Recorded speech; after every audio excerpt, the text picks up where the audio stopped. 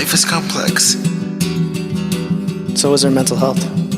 It cannot be understood by diagnosis alone. Our philosophy is treat the person, not the mental illness. I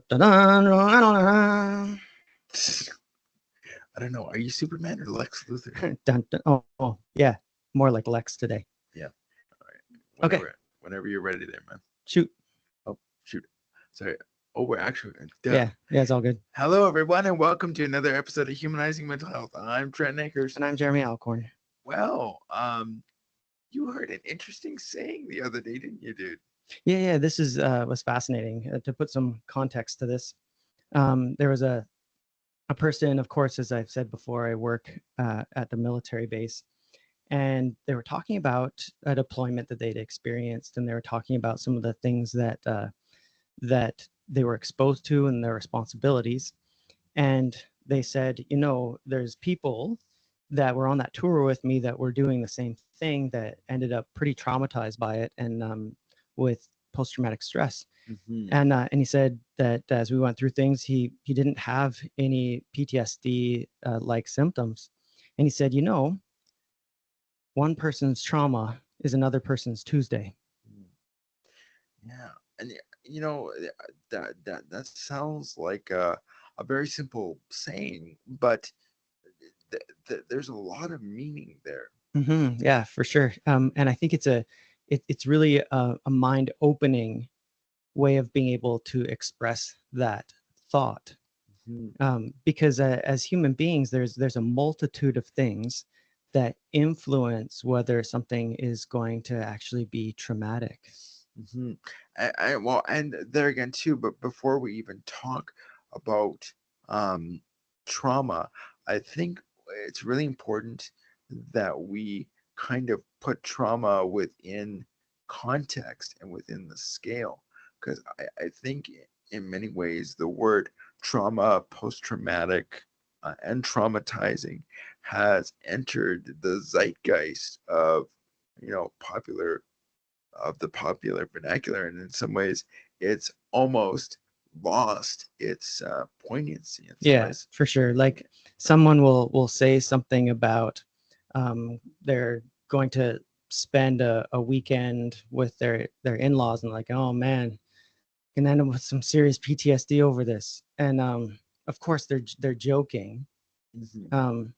But at the same time, there's an undertone of an expression of things that are difficult being trauma, and that's not actually exactly true.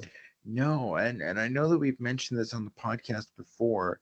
However, um, you know, as Gabor Mate points out, and as like in many of his books, uh, is that trauma basically how you can identify something that is stressful versus something that is traumatic is about whether or not it um, changes your functioning like from that point on. So, like for example, if you were in a traumatic car accident, maybe you were somebody that drove every single day, but now because of that accident, you're barely able to back out of the driveway without having a panic attack. Right, absolutely. I'd like to use a story to illustrate this. Sure. So, my dad was a professional driver during 7 different decades. He started at the end of the 1950s, and it was into the what that would be the 2010s when he no longer had his number one license, and so he actually wrote a book. Um, it was as I remember my life as a trucker, and so I've known this story for a very long time, since I was about uh, well, I actually don't remember a time in my life when I didn't know. Since you were knee high to Yeah. a grasshopper. Yeah. So I was 2 years old when this occurred, and my dad was driving. He was pulling on the uh, interstate number 15, one of the big highways in the United States. He's coming past Dillon, Montana, and he was going to be turning off the off ramp there.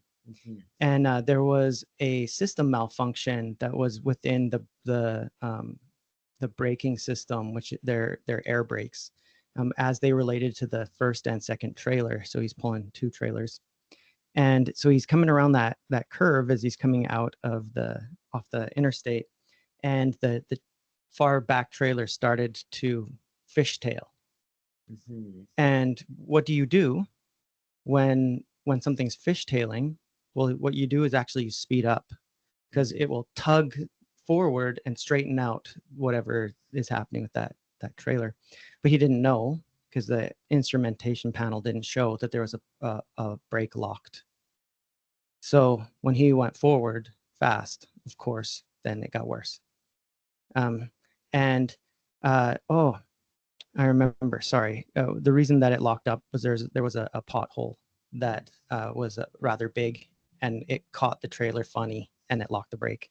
But anyway, so because of this being out of control, he had no control over the truck.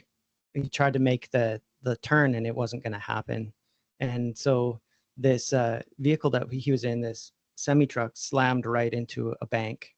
He wasn't wearing a seatbelt, and so he was thrown against the ceiling. The wheel was actually jammed right through the seat. So if he had been wearing a seatbelt, he would have died. No, I'm not saying advocating for people not to wear their seatbelt, but he woke up because he had been unconscious, and he was in like this the ceiling of the truck. It's made out of fiberglass, and it just bubbled. And so it was, the truck was laying on its side. He gets up and like, I'm getting out of this wreck. That's exactly what he said his first thought was. And so he climbed up and out the door after being able to push it open. Climbs down onto the street, and some of his belongings are actually strewn into the middle of the highway. So he goes, gets checked up. The next day, he's driven over to the lot where the truck had been taken to, and it is absolutely mangled. And he's standing there looking at it, and one of the people at the wrecker says, "You were driving this rig?" And he said, "Yeah." And the guy goes, "Man, you must have had angels watching over you." Now, here's the interesting thing. He climbed right back into the next truck and started grabbing gears again without missing a beat. Yeah, and you know, I mean, and I think that that is a perfect example of your quote there, because for some people, yeah, that could have been a career ending wreck, like not only just in the potential physical nature of it, but the psychological effects. So when we look at that, and it's really interesting with your father, because you talked about the fact that that he wasn't wearing a seatbelt, and that was, as we would call, like a protective factor for him. When we look at trauma and about whether or not something is traumatized for or traumatizing for other people, or on what degree, we have to look at, like, what are the protective factors both before, during, and after the event that really determine how the person is going to react. Yeah, totally, totally. And there's some protective processes for sure. As I look at my dad's situation, I think back. Reading his book was very illuminating, because when he first started to drive, he was in California, once again on the interstate. Looks in a back mirror, and he was carrying compressed.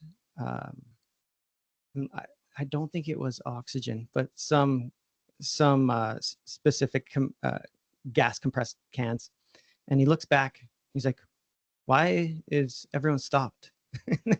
And then he realizes, "Oh, there's a bunch of canisters that are rolling down the highway. The load had become destabilized and had fallen out. It would have been super dangerous for those things to blow up." And so he and another person that was stopped, they jump out and they roll them off the highway so that the traffic could get going. And what was the intense negative consequences to that? Well, actually, you look at several things that he experienced in his career, and there was many very dangerous things. Mhm. Um, and yet he was always able to manage his way through them without really significant injury.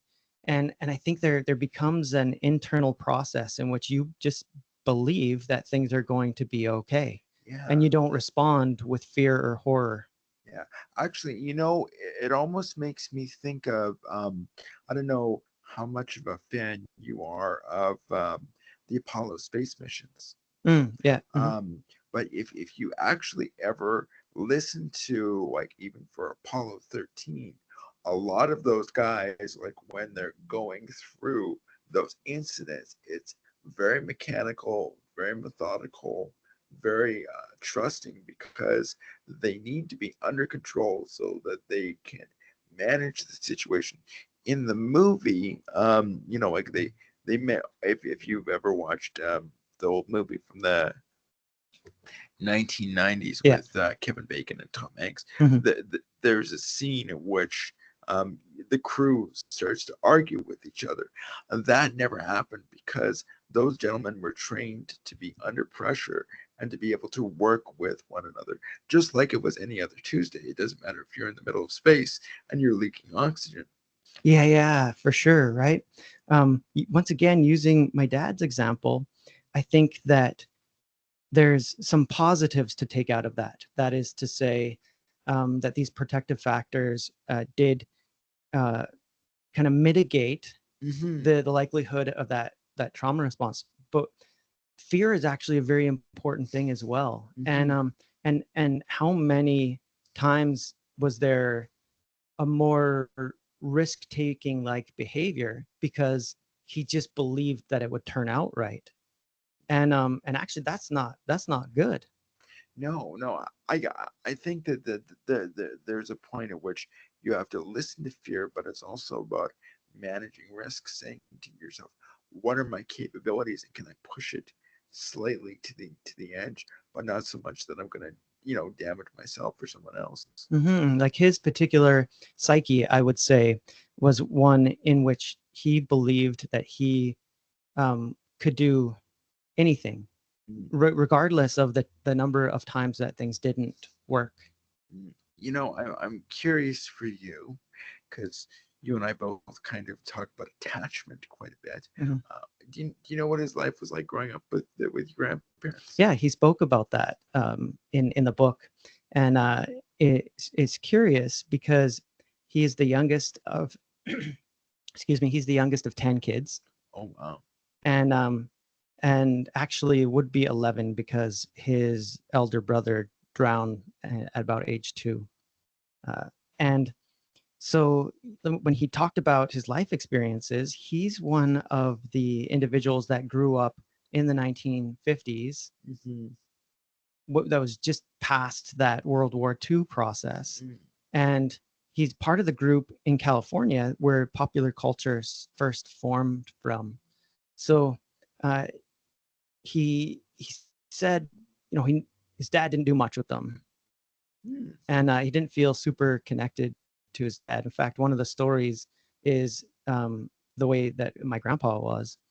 So they were preparing to go on this camping trip through the mountains in California, mm-hmm. and my grandma had spent basically all night getting things ready that needed to be done. And my grandpa said, "Edith, we're leaving at this time." And she was in the shower, and that time came, and he said, "Okay, Jerry, let's go." And he left her. They went for a week. Wow. Yeah. So I I almost hear that really from a very young age he had to learn to be adaptable. Well, and I think one of the things with this is I remember him saying to me, I didn't even really know if my dad loved me. And it wasn't Wow. like that he was harsh. It wasn't that he was well, actually there were some times that he was harsh when my dad was little, but they moved from Montana to California, and then my grandpa worked 2 jobs. And so I don't there wasn't a whole lot of contact. Where my dad's primary attachment figures were his friends. Hmm. Yeah. So this is a big thing that came up for me when I was studying the book Hold On to Your Kids, was looking back at what is my attachment narrative? How does it relate intergenerationally? And this goes a long way in understanding trauma. From that perspective, sports were a really big part of my dad's life. He was like 5'6", but he never believed that he was going to be beaten in anything that he did. And I think a lot of his fundamental philosophies and psyche came from playing sports constantly and always looking at, like you said, adapting. What's going on here? How do I shift this? I can't control that I'm 5'6". I got to figure out a way that I'm going to get around that 6'3" guy. And he did it consistently and just believed that he could do it. And I think that translated into other parts of his life. You know, I don't want to use, like, because the term that pops into my head right now is trauma mastery, but that's not really what was going on there. But like, I can really hear, because trauma mastery is usually when somebody is in a traumatizing situation and they put themselves back into similar situations as a way to feel like they have a sense of control. But what I really hear for your father is that over the course of his lifetime, he got into varying degrees of stressful situations and learned his skills, learned what he could rely on, and really conditioned his nervous system to really deal with these stressful situations. Yeah, I also think that, once again, that there is some things about this. While there's good protective factors and the number of things that could have caused post-traumatic stress for my dad was very high, is I still think that there was a significant cost in that he probably would have not had as many possible risky situations if there had been more of a reasonable fear response. Because Yeah. I don't think that ever happened for him. The way that I put it when I was talking at his funeral was that he went through life with both arms swinging and both legs kicking. So, like, for lack of a better term, he was a bit of a daredevil. Uh, yeah, like he didn't purposely put himself in places of risk, No, but no, yeah, no, yeah, but like, yeah, it's like you say, like, his fear response was almost turned down because it was yeah, like, well, like, it's just another Tuesday. Okay, like, we'll deal with this, rather than yeah. saying, okay, do do do Mm. do, do you really need to jump Snake Canyon? Yeah. So one last story that I think fits with this. In his early 20s, he and his brother were helping to load a truck. Mm. His brother's 10 years his senior, and there's a forklift loading it, and there ended up being an issue with some of the rolls rolling on them, Mm-hmm. and they were standing on these, and so as they rolled, they were pushed towards the forklift, and the forks hit my dad and my uncle, and it could have just punched right through them. Mm-hmm. But but once again, then they backed off. My dad and my brother finished loading the load, and it wasn't until a day or more later that he went to see the doctor. To him, it was like, oh wow, that was terrible, and that could have been really bad, but it wasn't. That's exactly how it would go through his head. But it wasn't. Like, so you know what I almost hear there. I mean, to use a CBT term, like, there was a lot of minimization in, from your dad's perspective. Yeah, it could very well be. And I think as we look at this and we go across um, uh, our culture and across populations, it's really important to recognize that we're not actually talking about someone being strong and someone being weak. That's not what it is, No. what we're talking about at all. What we're actually talking about is that our mind is a very complex, emergent entity, Mm-hmm. and so uh, we need to be in a place in which we can be what's the word, accepting of whatever anybody's response is going to be within a given situation. From my dad, who was in this horrible truck accident, to a person who is rolling on their motorcycle at 5 kilometers an hour and end up accidentally, not being balanced, laying their bike over, clunk their head against the ground, and now they're terrified to ride the motorcycle again. There isn't a right or wrong response.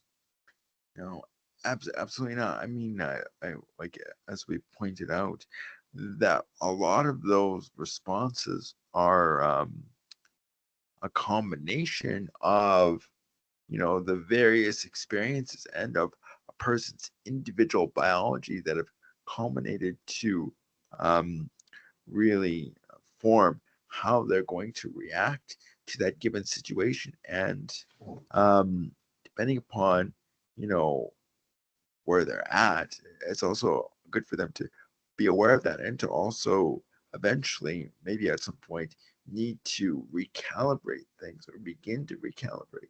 Because sometimes, like, it can be really helpful to be quite fearful, and sometimes it can not be. So, like, what's needed in the moment? Sure. And I want to throw out a couple variables that are big picture variables that do relate. So someone can have a sense of looking at themselves, being self-reflective. We really want to take away judgment. We want to be curious. We want to be curious about ourselves, about who am I? How do I function? That's part of that relationship that we have with ourselves.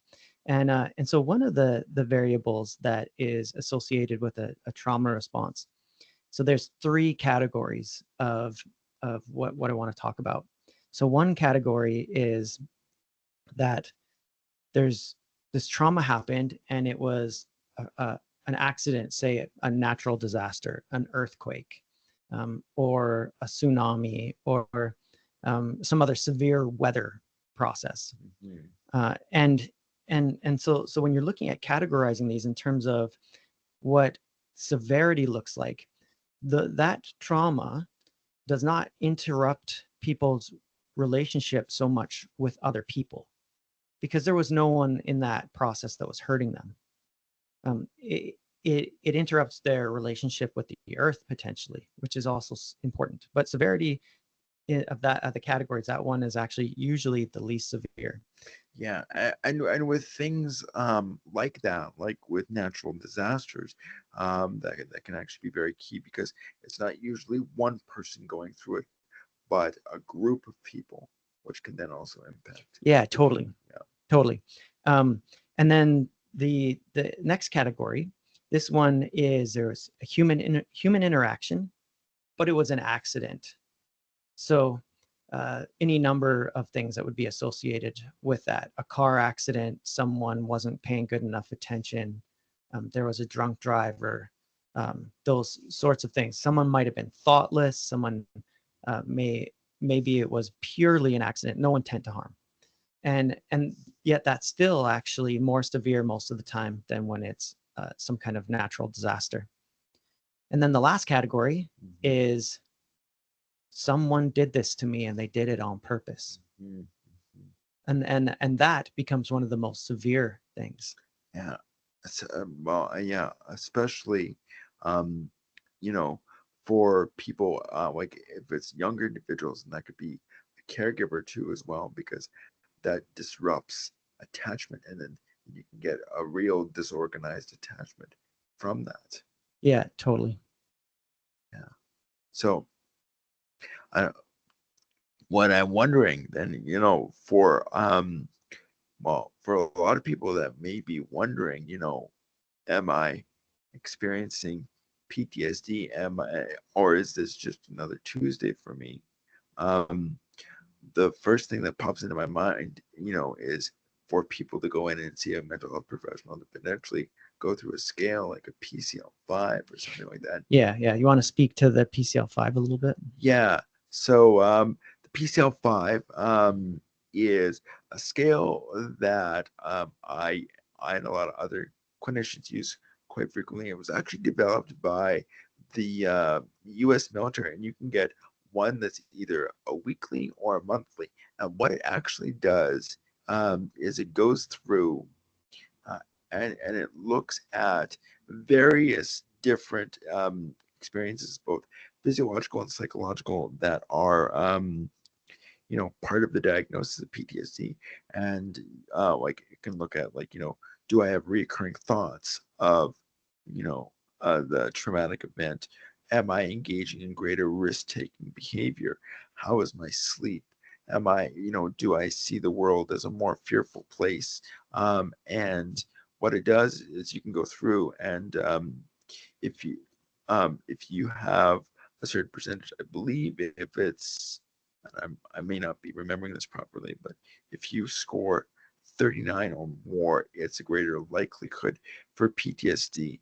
Now, that doesn't mean that if you score lower than that, that those aren't stressful events, but those can be indicators of things that you need to work on. Yeah, this isn't you have this or you don't.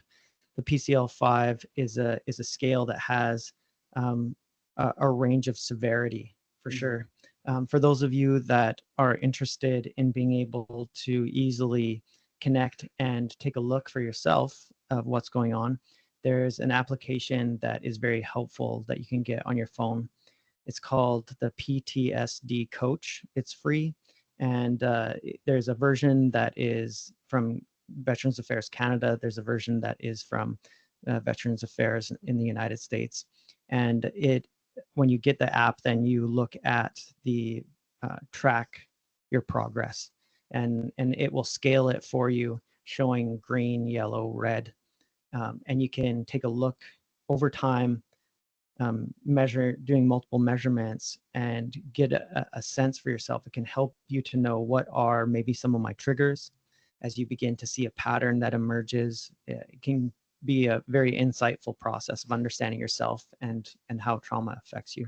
Yeah, and not only that, and I really appreciate that you mentioned that app, but not only that, it also gives you some different skills, different techniques that you can try over the course to help manage things. But I would also say, like, if you're truly curious, or if something is really bothering you, I would highly recommend people seek out a mental health professional. Yeah, and even when you do your first run through of the PCL-5 on the app, it will tell you if you haven't sought professional help, then it would be appropriate for you to do so.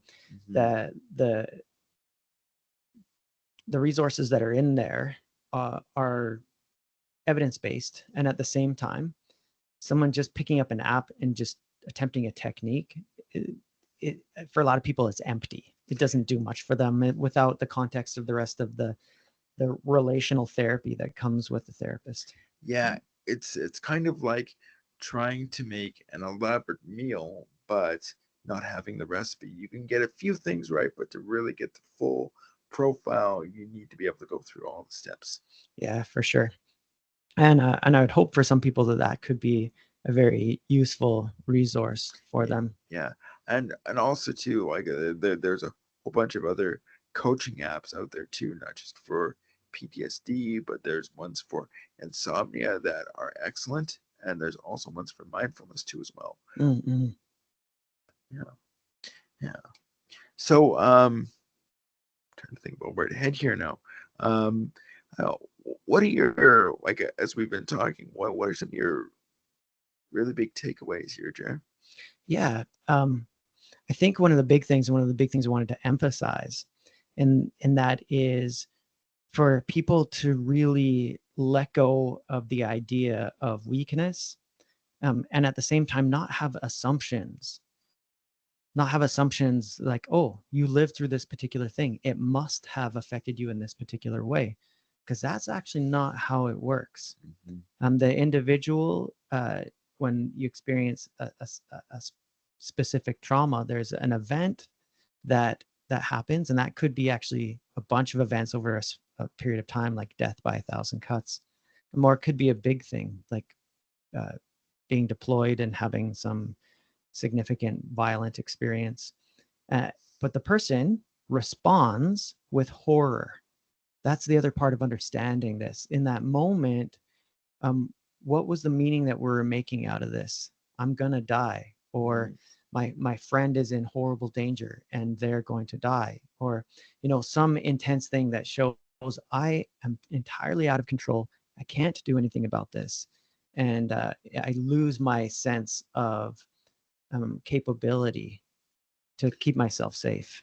Absolutely, absolutely. Yeah, like in just that sense of safety and security that Mm, is so vital for a lot hmm of us.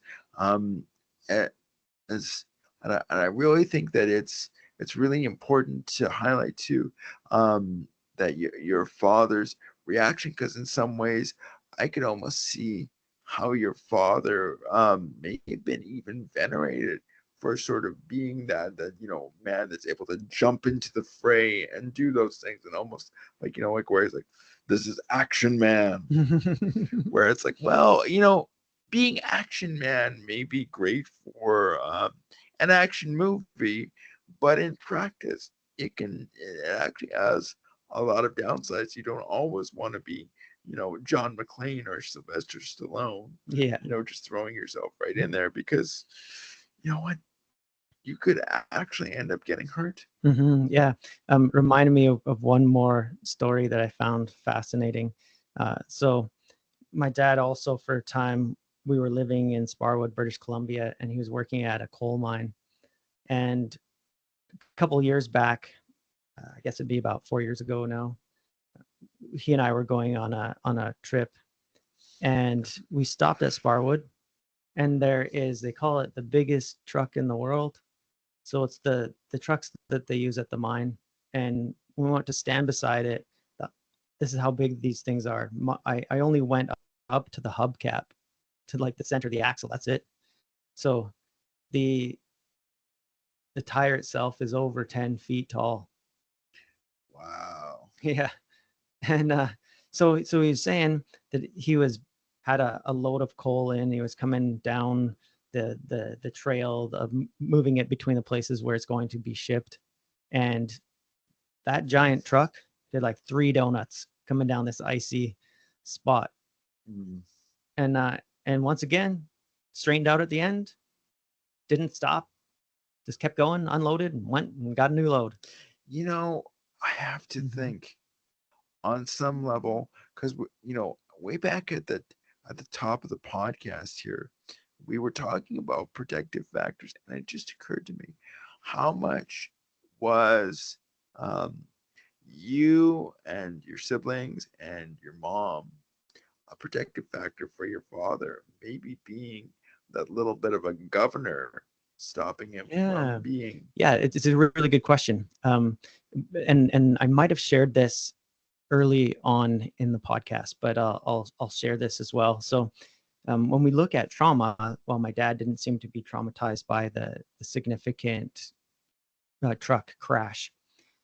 Um, I was 2 years old, just forming sentences and stuff and speaking, and so I heard what was going on. I only know this because my family told me this. I don't remember it, but my dad had come home when he was gone and he was driving again.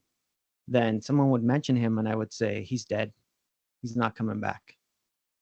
And as soon as my dad found that out, he actually quit.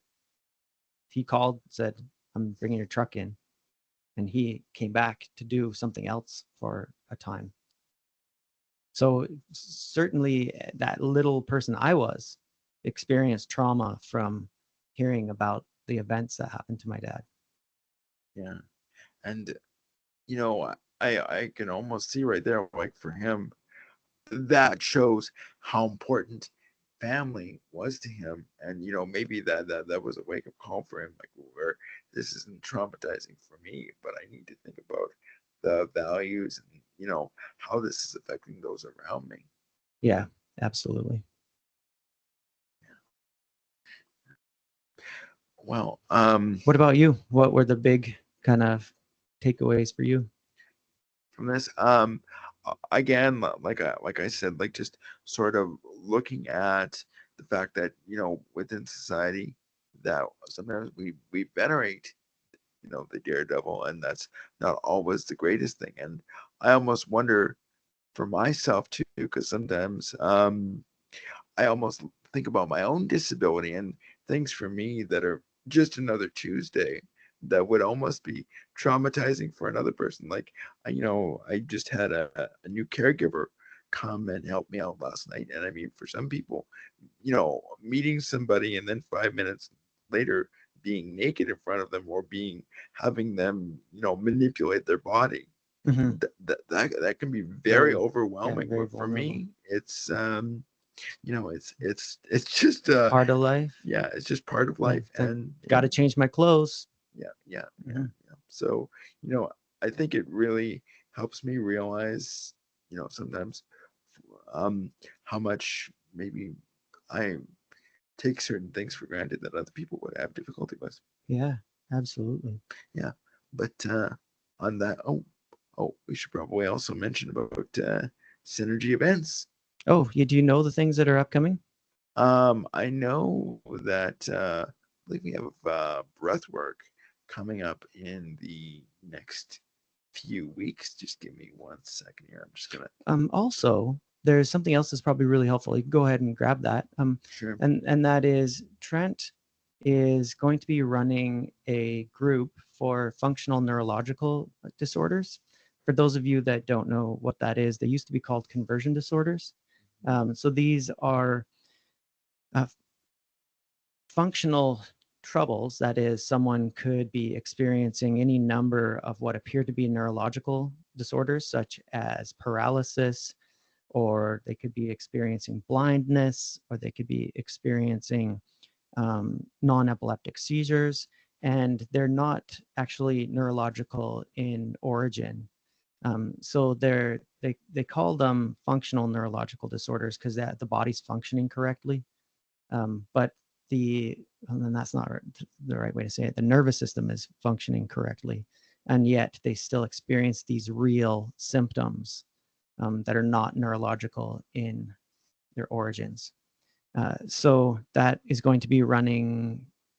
Right now we have it running from well, actually it'll be this Wednesday, and it runs throughout the month of July for every Wednesday, starting at 10:30 a.m. It's online, so if you want to join from across Alberta, you can. Because for a lot of people with FND, they have problems. With Sometimes mobility. living, yeah, with Hmm. mobility and leaving the house. So we want to make it as open and accessible as possible. Um, so the next breathwork, I was saying breakfast, breathwork session is actually on this this Wednesday, which would be July 10th, starting at 6:30 p.m. So down here at Synergy. So if you're in the Medicine Hat area and want to experience breathwork, which is actually another great thing for dealing with trauma, feel free to go onto the Synergy website or to call in to sign up. Yeah. And so, yeah, on that note, I'm Trent Akers. and I'm Jeremy Alcorn. See you next time. Thank you for joining us today. We hope that this message has been as meaningful to you as it has been to us. If you're looking for help, you can find us on Facebook at Humanizing Mental Health.